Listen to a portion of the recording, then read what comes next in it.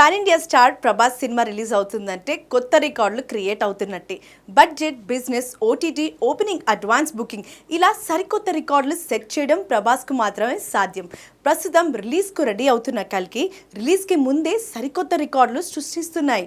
June 27న కల్కి థియేటర్స్లోకి రాబోతుంది. Promotion సరిగా చేయట్లేదని ఫ్యాన్స్ డిసప్పాయింట్ అవుతున్నారు. సినిమాపై మాత్రము హైప్ గట్టిగా ఉంది. దీంతో తాజాగా కల్కి ఖాతాలో సరికొత్త రికార్డ్ చేరింది. సినిమా రిలీజ్కి 20 డేస్ ముందే నార్త్ అమెరికాలో కల్కి అడ్వాన్స్ బుకింగ్ స్టార్ట్ అయ్యాయి.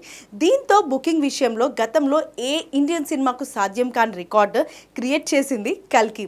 ఇప్పటికే అక్కడ అత్యంత వేగంగా $1 మిలియన్ మార్క్ అందుకున్న సినిమా కల్కిగా నిలిచింది.